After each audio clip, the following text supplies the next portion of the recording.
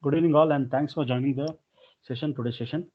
So, in the last session, like we had covered about the Kubernetes services, right? And we had covered about the init container, correct? So, what is today's topic, guys? This week, I'm planning to take up these three topics, guys. Actually, so I even mentioned also what and all things I'll be taking. This these things now it is very difficult to cover in Sunday's topic. Only one day, it is very difficult, but I will see because config map secret itself will take 1 hour to take it actually. Daemon set will take around 15-20 minutes. HA, horizontal pod autoscaler, this itself will take half an hour. So we'll not be able to cover everything in one. We will see how much we'll start. But my main focus on Sunday, this coming Sunday, is config maps and secrets. This I have to cover. And then I will cover about the daemon set. If this is missed out, then we will take in a next Wednesday or Thursday session. So this is what we will be covering, sir. Tomorrow, I mean Saturday, we will be continuing about volumes and affinity. This we will cover on. So this itself is a huge topic. Volume itself will take 1 hour. This affinity and all will take from 20 minutes to half an hour. So 1.5 hour we can cover on Saturday and 1.5 hour we can cover on Sunday. So this is Kubernetes day 14 session today. Okay, guys. Now, so today it's a very interesting topic. Today, what we are going to learn about the multi-container actually. Okay, we'll be learning about multi-container. So, what is a multi-container? So, if I make you understand through the diagrammatical format, let me open the MS Paint. See, today we will be learning about Kubernetes multi-container actually. So, what do you mean by multi-container? See, basically, sometimes there is a requirement that in a single pod, in a single pod, in a single pod, you want to create multiple containers actually. We want to create multiple containers, right? There's a requirement comes in. Like, see, usually what happened, right? Whenever you say that Rajesh, I want to run some two different applications, right?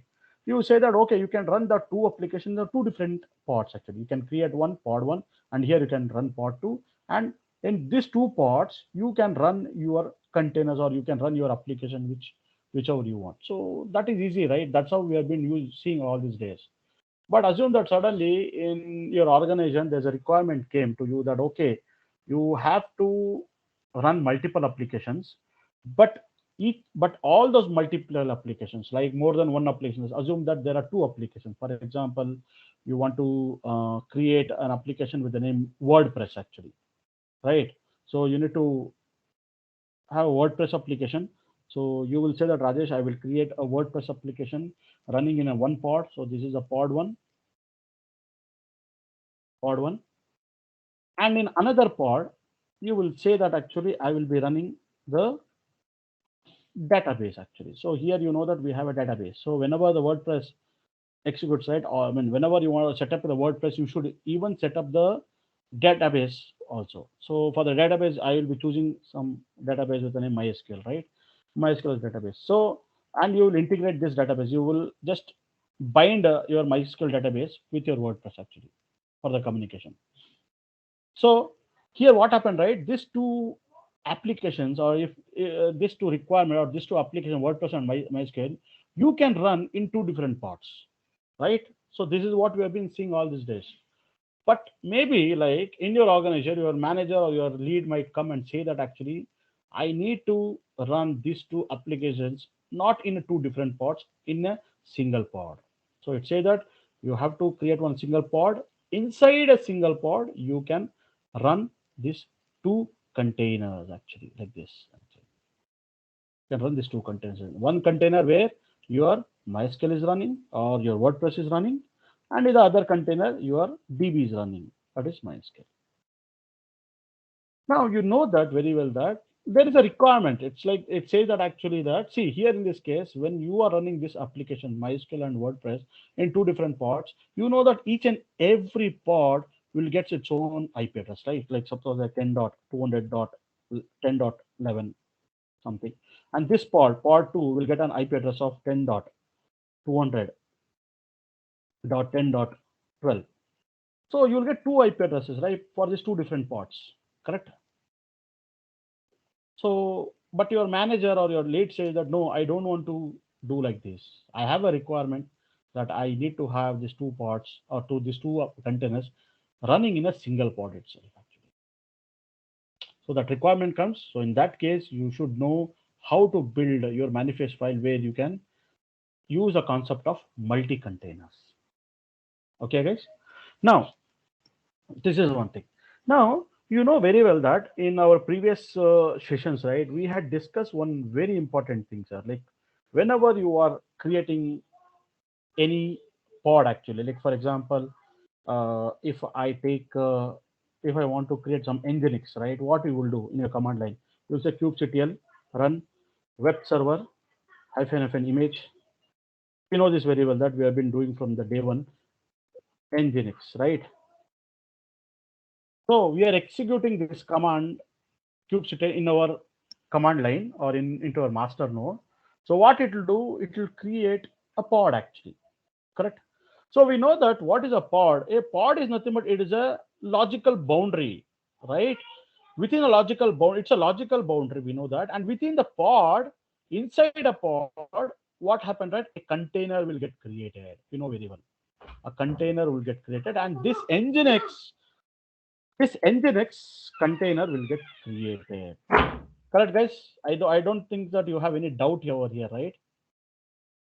No, Rajesh. Correct, right? You don't have any doubt. We are very clear with this now that whenever you execute this command, you know Yeah. that a pod will get created. It is pod is nothing but it's a logical boundary, sir.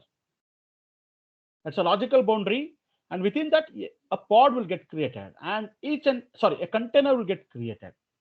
Container will not get any IP address assigned. You know, in the Docker world, whenever you create a container will get an IP address. But here, container is not getting an IP address. A pod is actually getting an IP address. Correct? And which part or which subsystem of your master worker node is going to assign the IP address? Kube proxy. Correct? Kube proxy is a subsystem where it will assign IP address to the pod. So this is one of the interview question. Okay. Now what is happening that we know very well that now suppose somebody asks you, okay, Rajesh, or okay guys, how many number of containers by default will be there, or what is the minimal number of containers will be there in each and every pod? You have to say that the minimum number of containers will be in each and every pod will be 2. So minimum number of containers in every pod is 2, number 2, right?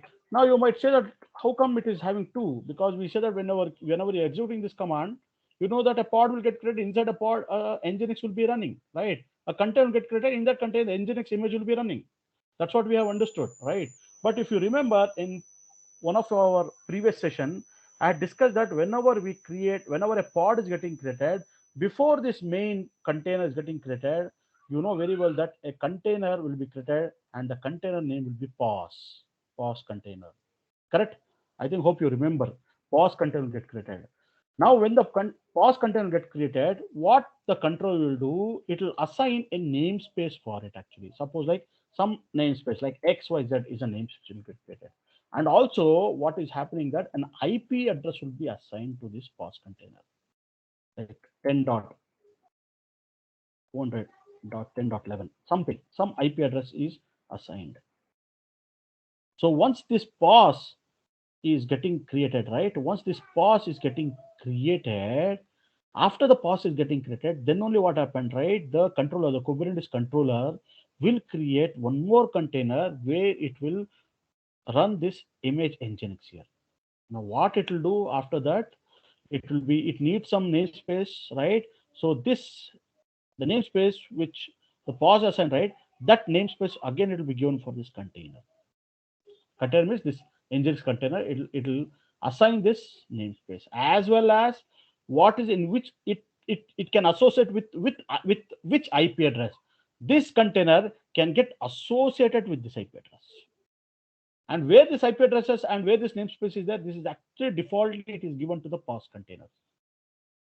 Suppose assume that you say that Rajesh, if one more container is getting created, same thing, sir. Assume that this container is getting created and this container is some like some image like alpine image which is running, right?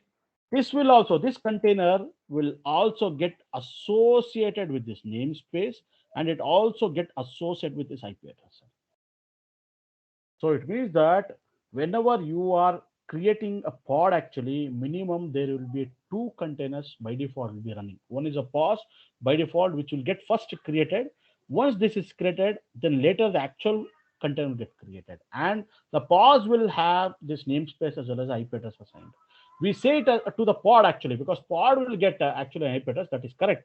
But actually, in sense like the pause is the one who is going to get assigned this IP address. Later, which are all the other contents which are get created, it will get associated with that namespace as well as the IP address or with the networking. Clear, sir?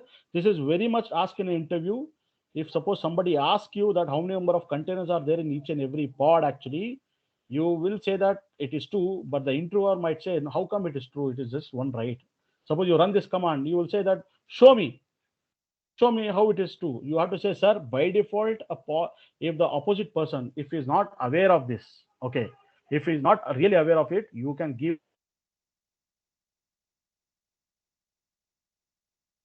have a namespace and the IP address, then the actual container will get created, and this container will get associated with the namespace and the IP address, which is there within that POS container. You can give this explanation to him. He will agree.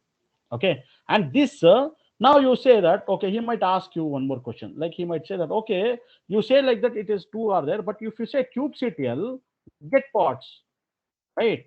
If you execute this command, why it will show up in the pods just as one and one like this? He will say no, it should show like two by two or one, right? Why it is showing? You have to say, sir, pause is a hidden container. Hidden container. Always it will be in hidden mode actually. It will not be in the main mode. It will be in hidden mode actually.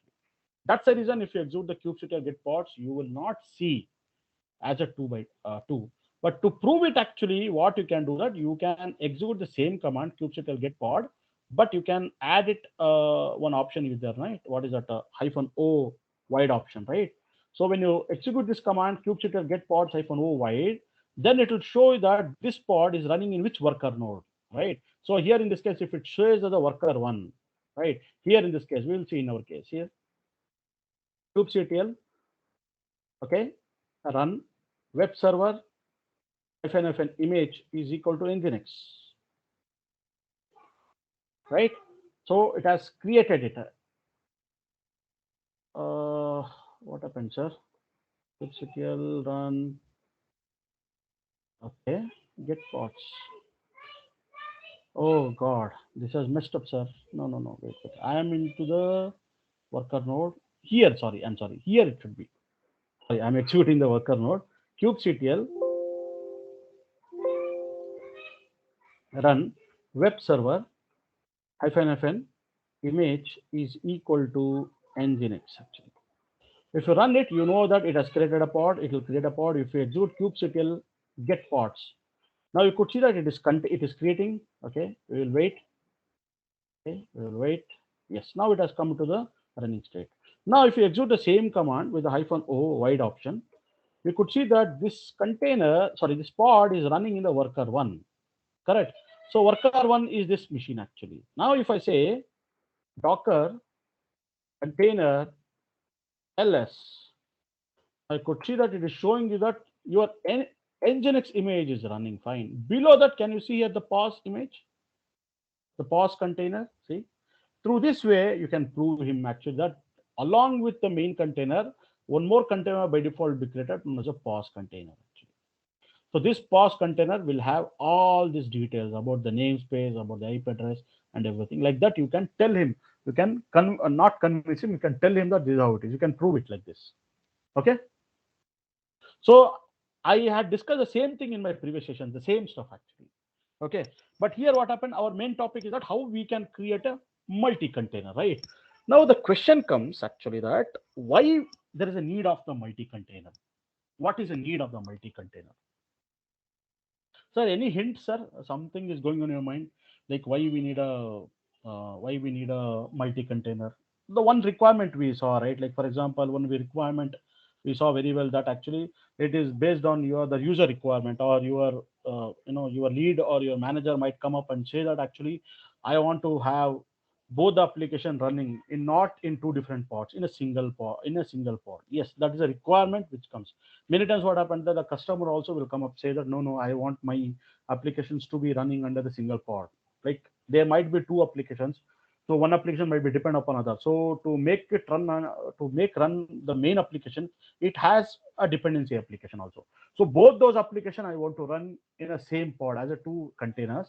Okay, then in that case also you have to create a multi-container. It means that whenever you're writing your YAML file or manifest file, right, you have to adopt the multi-container within your YAML file. Correct?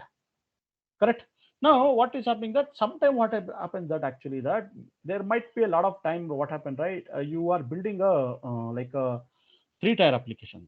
You might building a three-tier application. So in that case what happened, right?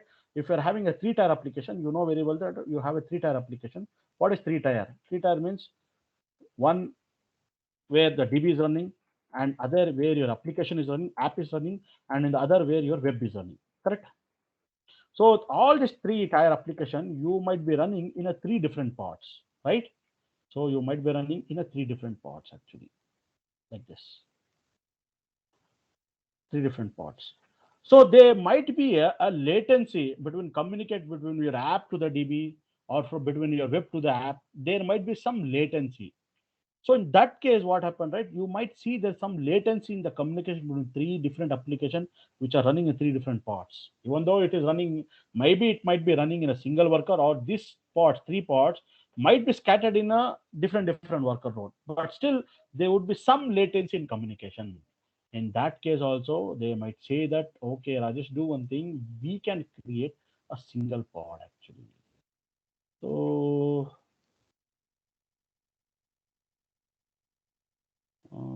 how to increase it? Okay. Okay, here. So what you would say that I will create a single pod actually. In this single pod, I will create these three different containers, right? In these three different containers. Here what happened, in this container, I'll be running my MySQL, correct sir?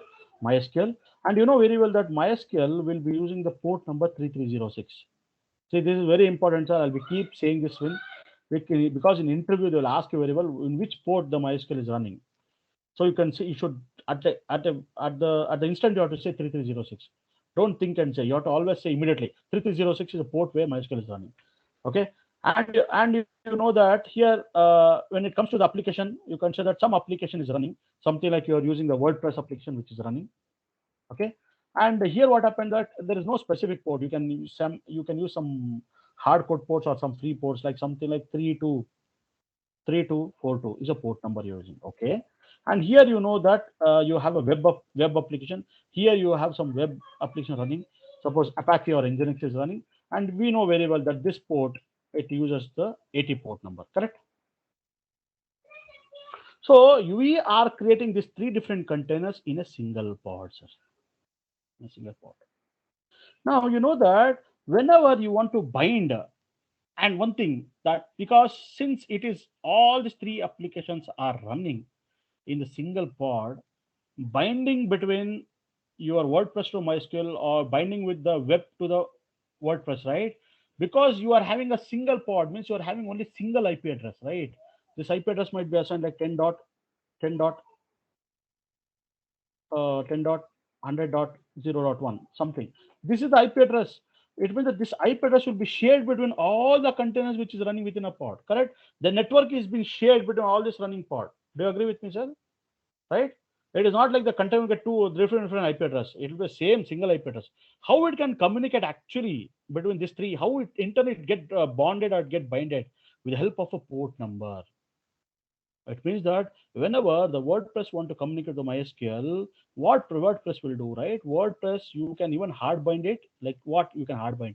You can something hard bind with a port number. Suppose like that, localhost colon 3306. Oh, it means that whenever your WordPress it want to come to the MySQL, it has to hard bind within it with the local host. Or local host number is nothing but your IP address, the same IP address.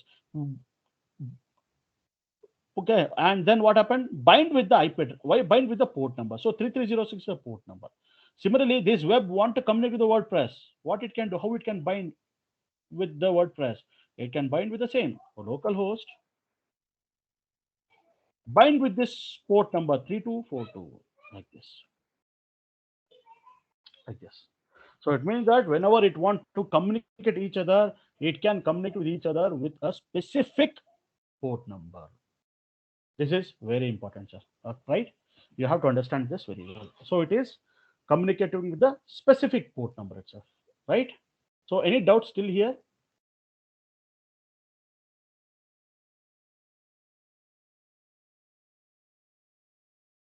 No, Rajesh. Okay. So in that case, we will be using the multi-container. So this is one use case. So if anybody asks you, you can give this use case, you can give the multi-tier use case. Okay, it is just for a knowledge, sir. I'm saying it. Okay, I'll give you one more example. Like for example, I think in the last session in the init container, I had explained this. There is something known as a Kubernetes sidecar actually. What is it? There is a concept, something is a Kubernetes sidecar. If you Google it also, you will get it, sir. Actually, sidecar. What do you mean by sidecar means actually basically that if you have a pod actually, inside a pod you are having some web server. Suppose assume that you are having some Apache server actually. Apache server. Now this Apache server, it want to display some content actually. Okay. Usually what happened, right? If you want to see the Apache's roots, right? The root or the document root of the Apache. It means that where and all you will be keeping your application and all everything. You will be basically keeping under the /var www.html. This we know very well, correct? This is a path where it will keep all the document roots, everything when it comes to Apache. And you know that when it comes to Nginx, actually, I'm just telling you for information. You should know all these things very well. Under for the Nginx, the default root directory or root path will always be under. Can anyone tell me? /sharp share nginx /html. This is a default path, sir, actually. So this is a default path. So whenever you are working on Nginx by default the root directory will be under /sharp share nginx html. For Apache it will be /var html. So this is the default path actually. Okay. Now whenever you have an Apache what happened, right? For it want to display the web page or web content. Always it looks into this path, sir. When the Nginx is working, always it want to display some web content. It always looks into this path actually. You know that under this /var www.html, under this you will have that index.html. Here also /user share nginx html. Under that you will have index.html. That is a default web page. It will always now try to display it, right? Those it will try to display over the HTML, over the HTTP as an HTML form, right? So now what is happening that this Apache it cannot always display the same content. It requires a new web content actually. So to display web content, new web content, Apache has to get all the new web content, but it cannot by default, it cannot get itself. Or if it gets also, it has to always continuously display it. So to do that, actually, what is happening that you have one more container which will be known as a content creator. Content creator. So this content creator, this one, what will happen, right? This container create, what it will do, right? It will basically what happened, it will be creating an HTML container. And once it is getting created, where it will push that data, it will be pushing under to some volume actually. So you have some volume. Don't worry, in the next session, we have to start explaining about the volumes. There is some volume actually. So you can create a volume, and what the container will do, the content container will do that it will be keep writing, or it will be keep writing the data into this volume group, or sorry, into this volume actually, right? And this what happened, right? And how the Apache will take care of new content, it'll what happened, it has already mounted this volume under it. So what are the volume we have that has already mounted here actually? It is already mounted here actually. It has already mounted here to this Apache. So what it will do that this content creator will be keep generating the new content, and it will be It'll be uploading into, or it will be it will be saving into the volume, and this volume by default is mounted into the Apache container, so it will get all the new container. Hence Apache will be keep displaying. So now what is happening, this we call it as a Kubernetes sidecar, sir, because this is the creator and this is the creator, and this is something like a shower actually. So what is happening, that because it is residing the same pod which is running, that's what we call as a sidecar, Kubernetes sidecar actually. So now this is also one of the example you can say that where you will be using a multi-container. So if somebody asks you what is a multi-container or where it is used or what is the use case of it, you have to say this use case. Sir, there's an Apache and there's a content creator. Both these are running at two different containers in a same pod. Like this, you have to give example. If you want to give one more example like this, you can even give like this also, sir. You are having a pod actually. So in the pod, but make sure that in every pod, wherever I'm drawing the diagram, you know that by default there'll be a pass container. Here also by default there'll be a pass container. That you have to always make sure that okay, pass container by default will get created here. So here also clear, sir. So this many times in many of the intros, this has been asked, sir. Actually, that's what I'm saying. This okay. So now here coming back to here that if you have one, suppose you have one pod actually, and that pod has some Apache, same thing. Like for example, you have a pod which is having some Apache actually, Apache container. So it is running this web service actually. Now what is happening is that suppose there is some customer who's sitting here outside and he want to access this Apache server, right? What he will do, he will just hit via the internet. If he can directly access Apache, but you say that no, I don't want to do that, Rajesh. I don't want to expose my Apache directly to the outside world, to any of the end user. So in that case, what is happening that you can create one proxy server actually. Clear, sir? This is one proxy server actually. There are not the proxy server which are running in one container. So this proxy server is running under the port number 80 actually. Okay. And now what is happening is that actually you will connect this proxy with your Apache server. And this Apache, now we are not running in the port number 80 because port number 80 is already used by the proxy. Here you will try to change some other IP address or you'll give some other port number, sorry. So you'll give something like 888, something like that you'll give. Okay, under 8888, your Apache server is running, right? Now what is happening is that you have exposed this proxy server to the outside world. Now whenever an outside person he want to connect to this Apache, he will not directly connect over here. He will connect to the proxy actually. Remember, he will send a request to a proxy, and then later proxy will try to send a request to your Apache server, which is running under the 888 port. So here also you are having a multi-container within a pod. So this is also one of the use case. This is a very, very, very good use case which you can explain in an interview.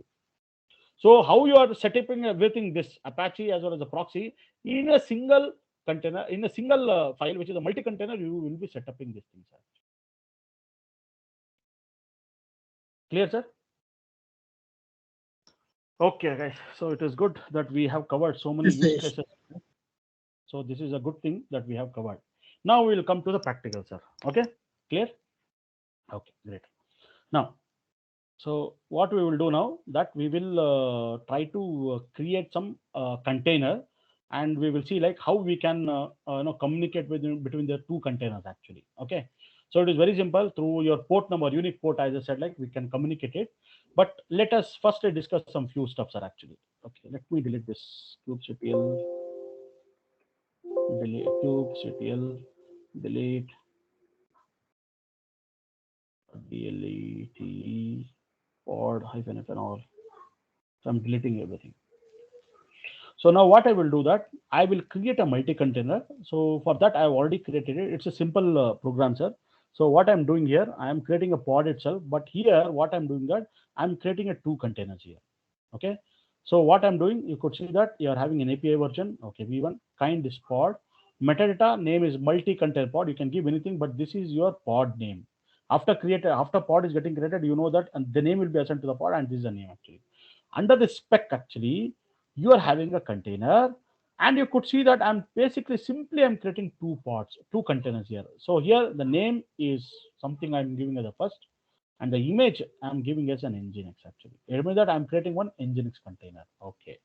and we'll talk about this later actually. Then again, one more I'm creating known as a name two, second name, and the image again I'm using the same image engine expected. So let us see what will happen. That if I copy this complete, and I'll go to the master node. So I'll do one thing. I'll say vi something multi-container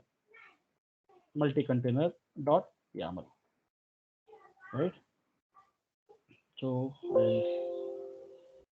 okay. So I'll just copy it. Okay. So and I will save it. So I have a multi-container now. This one. This is a file actually. Multi-container.yaml. So, but timing what I will do now, sir, I will remove this arg actually. I don't want to have this line actually. I'll remove this arg. So what I'm doing here, if you see very carefully, when you are running this YAML file, so what it will happen that inside your pod actually, it will create two containers, one with the name first and other container with the name second.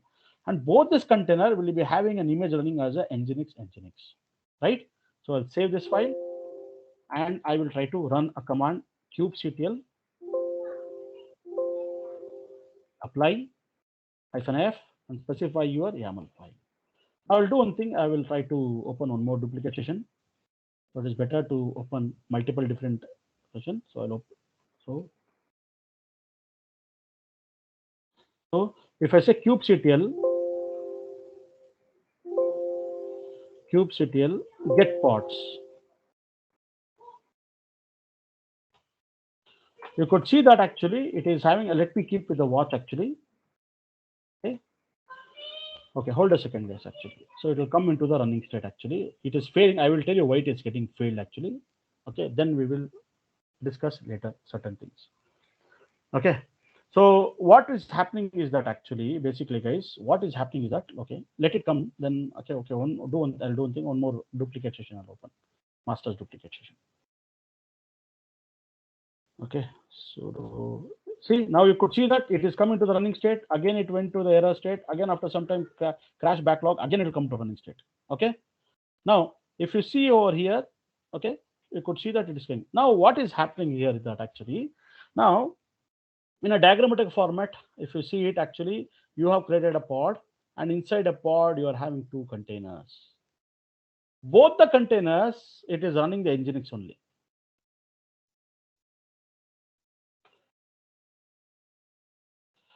Now, sir, one basic question, sir, they'll ask in interview. Okay, one basic question, very, very basic, they will ask. They'll ask you the question like, okay, sir, you created a pod actually. Okay, I've created a pod actually. How you will tell that the pod is up and running? You will say, sir, I'll go to the command line and I'll say, kubectl get pods. It shows me that the status is running. And then I will confirm that the pod is running. Okay, that is fine, correct. But how we will ensure that all the containers which are there inside your pod are running? Now you say that, suppose assume that okay, I have one pod, sir. I am having only one container which is running. Forget about the pause now. Okay, we know very well pause is a hidden container which will be there, but okay, pod is there. But assume that you are creating only one container within a pod, like Nginx is there. How you will make sure that your pod is up and running? You will say, sir, until my Nginx container is up and running, my pod is running, sir. Once the Nginx will get terminated, even my pod will also get terminated. Correct, sir? Do you agree with me? That means that even though you are having a multiple containers inside a pod, at least at any one given point of a time, one container should always be running, sir. If all the containers which are there in the pod, if all the containers will get terminated, it means that your pod is also getting terminated. So this is very important, which I'm telling. If you want, I can repeat it again. I hope that you have. I hope you have understood what I'm trying to tell. It means that if if there are multiple containers are there, even though if suppose assume that there are 5 containers are running inside a pod, how you can say that a pod is up and running? You will confirm only at least only one of the containers up and running, sir. Suppose assume that the other 4 are terminated, other 4 are killed, no problem. Still your one container is running, right? That's how you can specify that your container is up and running. So it means that minimum one container should always be up and running whenever you want to make your pod running in the running state. Correct? Now here what is happening is that here you have created, in our case, right, in our multi-core, what we did, right, I created two Nginx image. I created two pod based on same image. How you are not doing anything, you are just created it actually. So what the pod will make sure that even though there are two Nginx images running in a two container, this will get terminated. This will get terminated. So once this get terminated, the other pod, other container which is running, no, this will be keep running. It means that it will be keep running in a port number 80. So a pod will make sure that this container, okay, Leja. So it will make sure that at least one of the container is running within a pod. But what is happening here is that actually this will get killed. Now, if you want to understand in a very in detail, now you could see that it has got to the loop back off and all, and later again it will come to running check. You could see that out of two containers, only one container is running actually. Now you could see that once it comes to running state, you could see that after some time it will come to running state. Now you could see that again it will come as a 2-2 actually. Why this is happening? Because I will tell you. Okay, let it come. I think I hope you have seen it. Once it come to running state, you could see that it will come to 2 by 2, right? Now what is happening is that here this will get terminated, but by default what happened, right? Each and every pod is having some restart policy, sir. It is having, I will discuss about the restart policy later, but there is some specification with the name spec known as a restart policy. Always the restart policy will always be assigned to always by default actually. That's the reason what happened, right? What the container will do that actually the container, since this is not running, it is not doing anything, the pod will terminate this container. Once this pod is getting terminated container, what happened, this pod will go to this, sorry, this container will go to the terminated state. Later, because of this restart policy which is applied to every pod which is running within your Kubernetes, right, again this pod will get restarted. Again what happened, right, it will come to a running state. Again what happened after some 5 seconds and all, because there is a minimal threshold time for it, like success threshold. Always the success threshold is always 1 second actually. So once within 1 second, if you are not doing anything with this content, right, again this will get terminated. Again what happened, right, it will go to a it will say that okay, this content is running. Because the restart policy, again after 5 seconds this will get started up again. So this will be keep terminating, keep getting started. That's what you could see here, that it is getting started, again go to terminated, started again. You could see 6 times it has got restarted, sir, until now. From last 6 minutes it is running actually. Now you could see after some time, even you will see that this comes to a running state now. Now, if you go here and if you say, just you say kubectl describe pod and specify the pod name. What is the pod name? Multi-container pod. This is a pod name. I'm just describing over here. Okay, I'll say pipe it to less. Now you could see that under the multi-container, you could see that there are many containers are there. It is in a running state. Why it is in a running state? Because the pod will make sure that at least one container is running. You could see that under the container, you are having a first pod. See here, the name of the pod is a first pod. See, first pod. This is the first pod, and it is running state. Now, when it comes to the second pod, the name of the pod is sorry. The name of the container, second container. Here, the second container, you see, it is under the waiting state actually. Not sorry, the state is waiting, but the last state it was got terminated, and the reason is crashed loop back, because you're not doing anything for this container to execute. It is not doing anything. Why unnecessary? Your pod will keep it running. It will not keep it running. It will go to a termination state, sir. Actually, that's the reason. Now, and if you come down here under the events, see, you could see that. See, it is successfully executed. It is created the pod. It is created the pod container one. It has created and it has started second container, successfully pulled the image, and then it says that back off restarting the failed container. See here. So it is restarting again. Now you see. Now you could see that you're restarting. Now you say that. Now you come back here. Now you'll say that actually that kubectl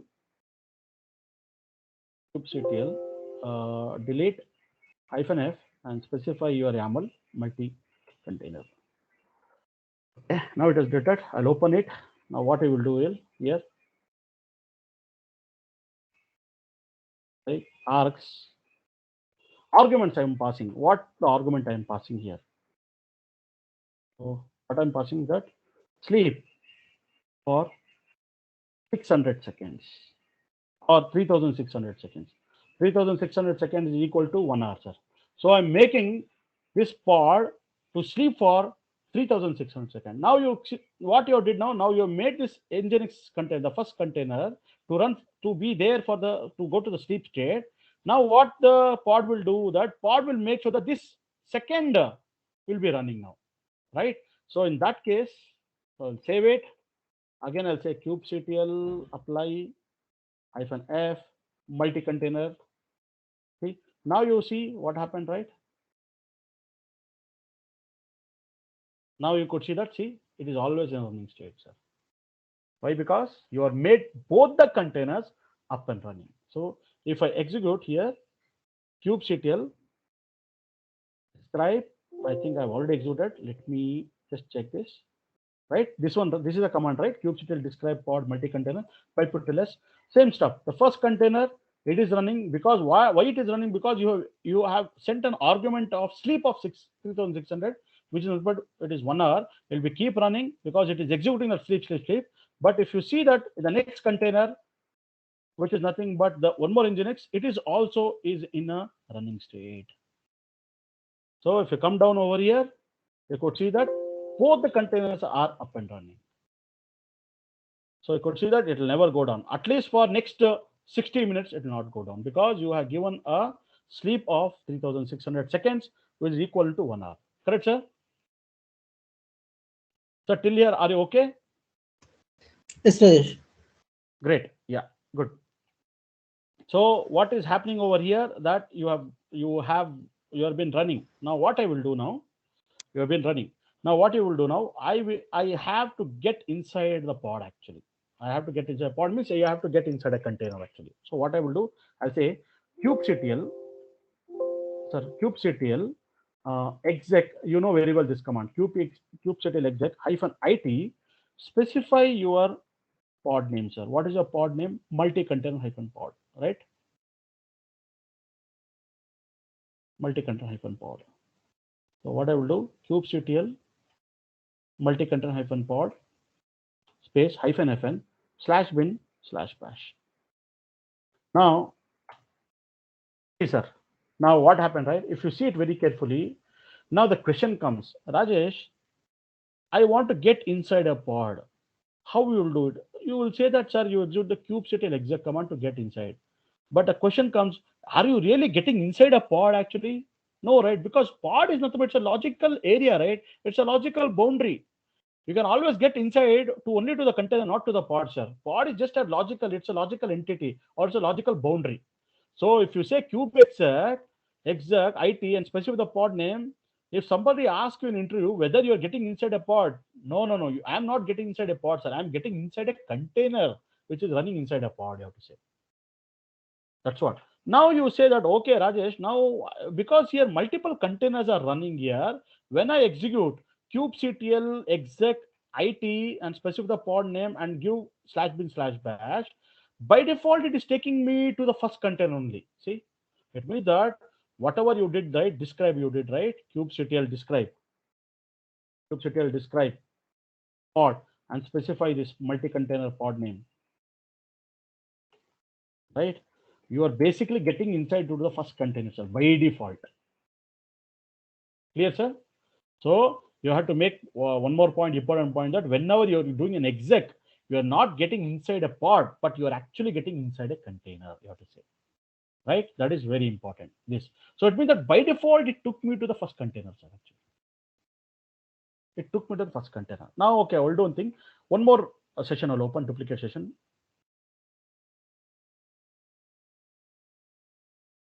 So I'll switch to the super user.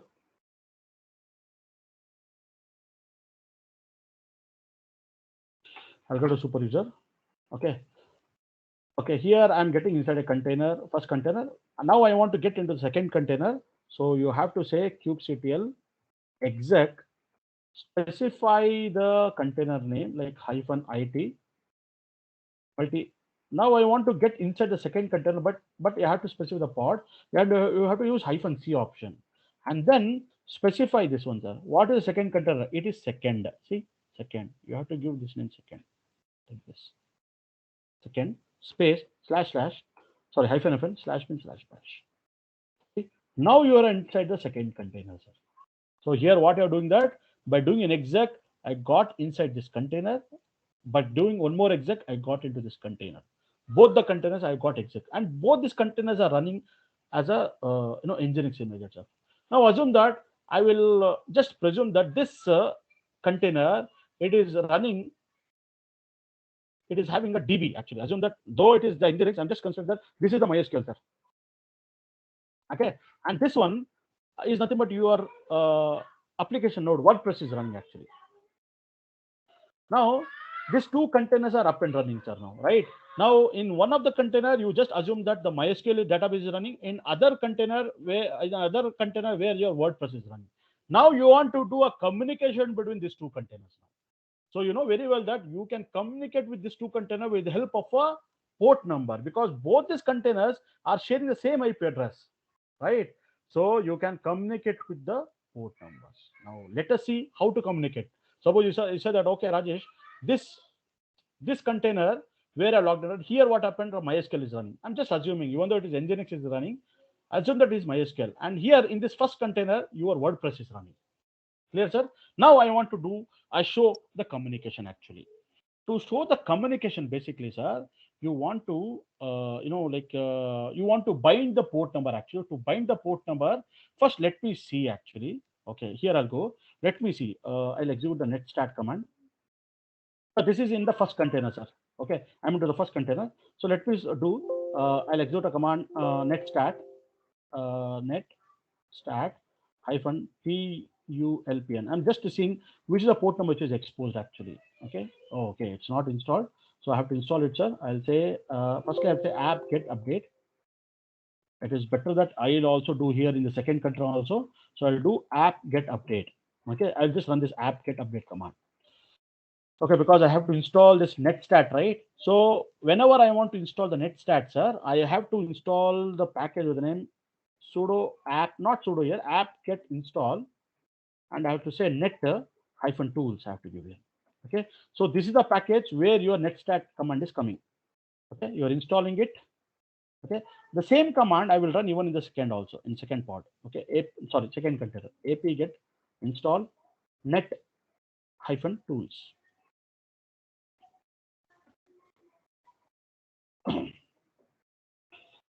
Net hyphen tools. Okay, so let it get installed. So yes, it has got installed here also.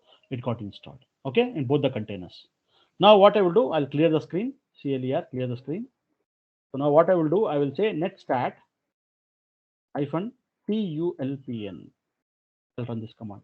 Now you could see that by default the 80 port is exposed. How the 80 port is exposed? Because you are running a Nginx, right? Nginx by default it will expose the 80 port. Here also the same stuff, sir. If you execute the netstat stat hyphen pulpn, here also it will expose 80 port number. Why? Because it is exposing your the Nginx which is running here. But you will say that, Rajesh, I want to have my MySQL, and MySQL has to expose the port number 3306 actually. Okay, so to do that, to expose the port number, sir, suppose here assume that in the second container, right, in the second container MySQL is running and it is exposing the port number 3306.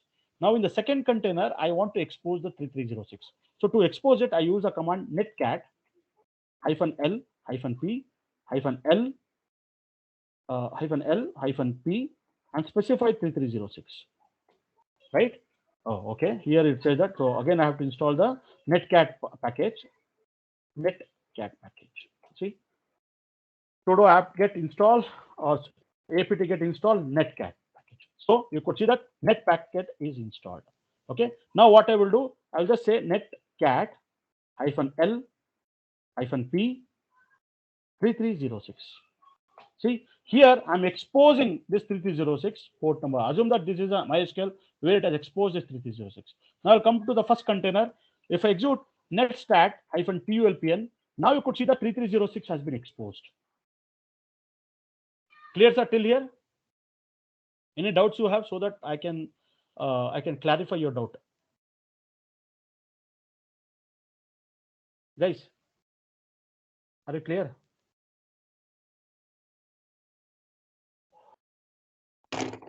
Yeah, Rajesh. Yeah, we are okay. Very clear, right? Okay. Now, so you have exposed the port number 3306 in one pod. In the other pod, you are just checking it actually whether this port number is exposed or not. Now, what you will do, right, guys? You have to communicate from your WordPress to the MySQL. Now, WordPress, you are thinking that I'm running the first container, and the second container you are actually running your MySQL. Now, how to do that? To do communicate with that, basically we can use a telnet actually. But if I see the telnet is not there, sir. So I have to install apt get install telnet. So I'm installing this package. Here also have to install the, I don't think I'll say control C. I'll say apt get install telnet actually. I'm installing the telnet package. Okay, so telnet is installed in both the package, both the containers. Now again, I will expose this netcat -lnp. Here also you'll go here. Now you could see that actually again you will check one more time whether this is exposed or not. Okay, it has exposed a 3306. Now you want to communicate from your WordPress to the MySQL. You want to communicate. How you will communicate? You will communicate with the telnet. Telnet. You will go to the first telnet. Say localhost and specify the port number, so 3306. Correct? This is the port number. Now you say enter. Now you could see that connected to the localhost. So you got connected. Okay. Now you'll say hello DB server or MySQL server. Enter it. Now you could see that you got the message here. You will say hello web server or hello WordPress application, something. See. Now you come over here. See, we got this message. Now you understand, sir, how you are communicating between these two containers with the help of a port number. You are using the same, sir, localhost only. You are not using any separate, because both these containers are running in a same pod. It means that it has to use the same IP address. It means that it's a local host or it's a loopback address. It has to use it. Now you could see that both these are communicating each other. In this way, we can showcase the communication between two different containers running in a same pod actually with the help of a port numbers. Clear, sir? I hope you understood.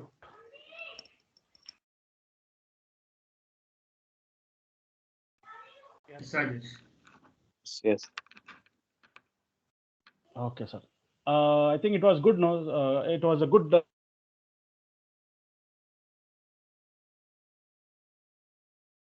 But here you could say, Rajesh, how to do that actually? You can say that, okay, this port number is there, right? 3306 MySQL.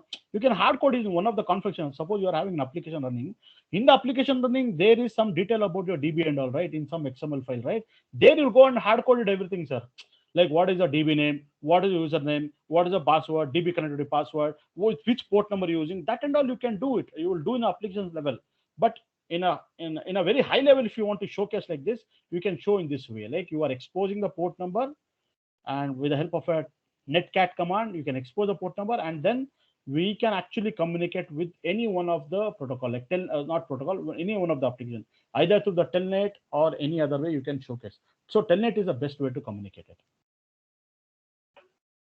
Okay. Okay. Why the other people got exited? Ashish and Naveen and all. Okay. So this one, like if you want to show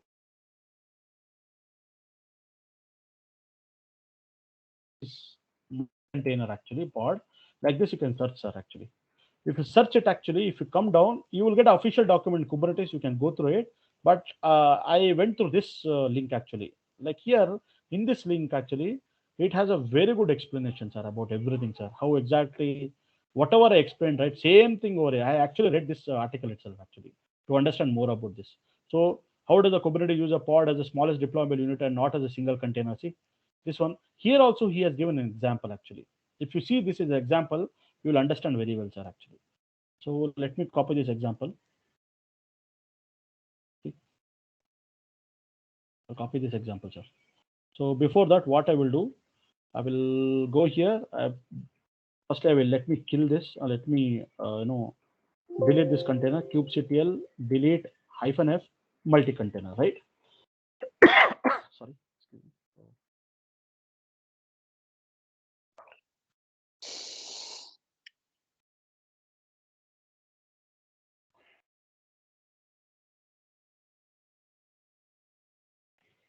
Okay. Why it is taking so long? Okay.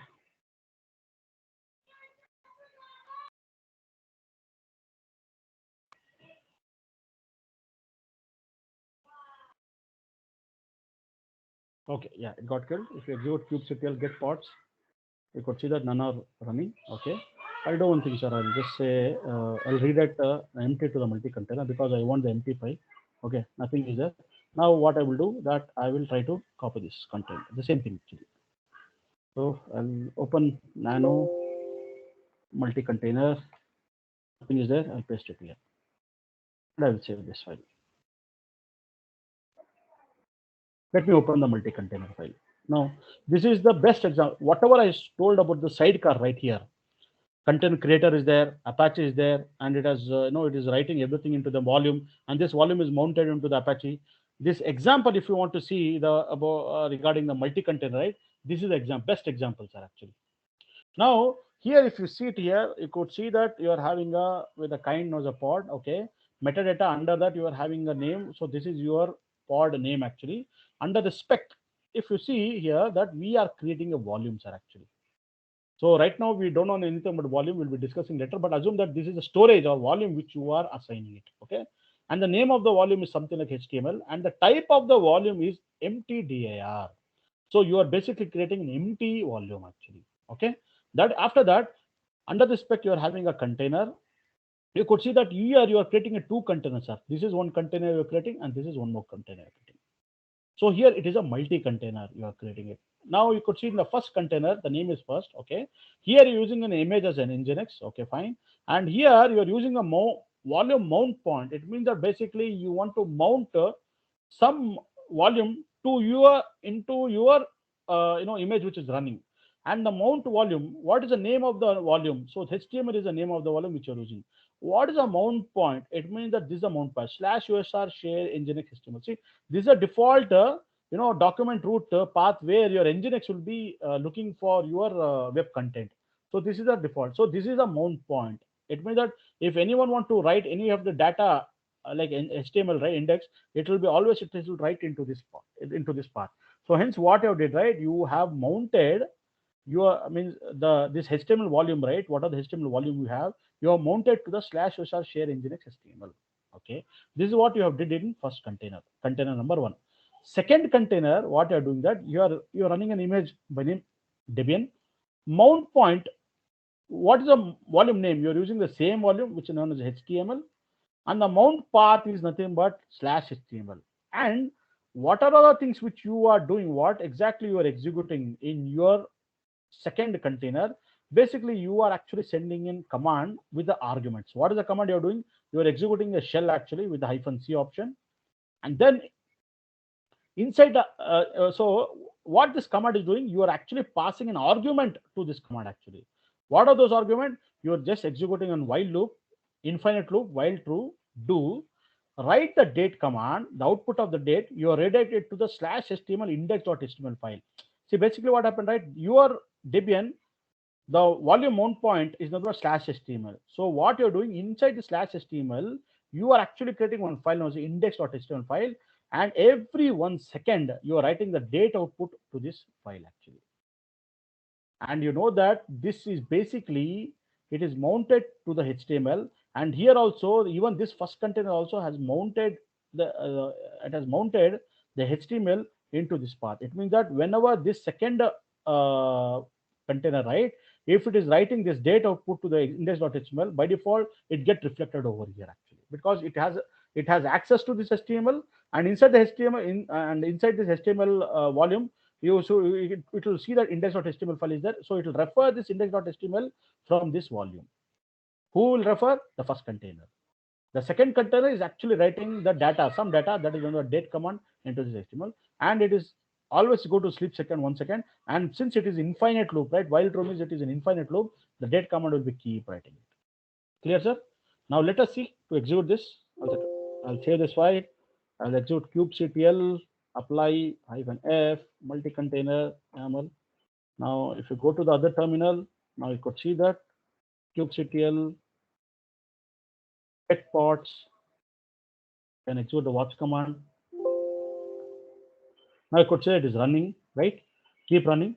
Now, if you, and this is the container name, if you execute here, kubectl describe pod and the container name, sorry, pod name. See, now you could say both the containers are created. You could see that there are two containers which are running over here, second container and the first container. First container, what it is doing, it is basically, it has mounted the /user share HTML from the HTML. Actually, it is mounted over here. And the second container, what it is doing, it has actually writing, it is actually executing that command, and inside that arg actually you have mentioned the while true, and do write the date output to this HTML index.html file, and every 1 second, sleep for every 1 second. And then this is mounted, the HTML is mounted. Okay, it has been mounted to the HTML volume actually. So that is what in these two containers we do. Now you could see that if you go to the first container, right? Just go to the first container, and if you go to the /usr nginx HTML, right? You could see that ndx file. See, if I go here, see, kubectl exec -it, right? What is the container pod name? MC1 -c first, right? Default, if you execute without that also it'll run, but I'm giving you the -c option first. Okay, / -fn /bin/bash.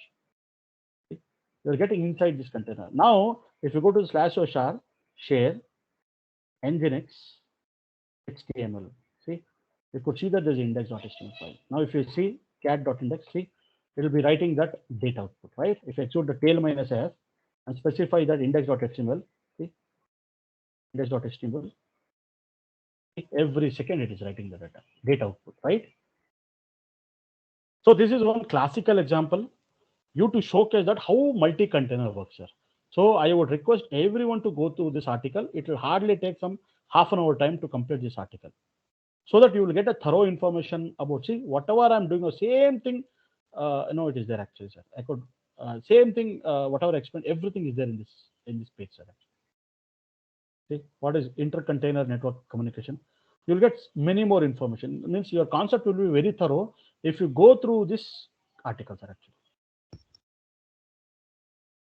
So this also, if you want, I can mention it, but you can, if you Google it, you will get it, sir.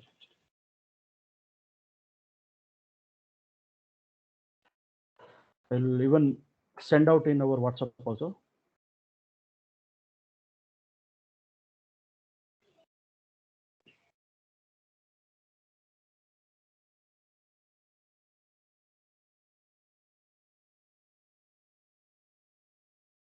Yes, sir. Okay, sir. Sir, any doubts you have till now?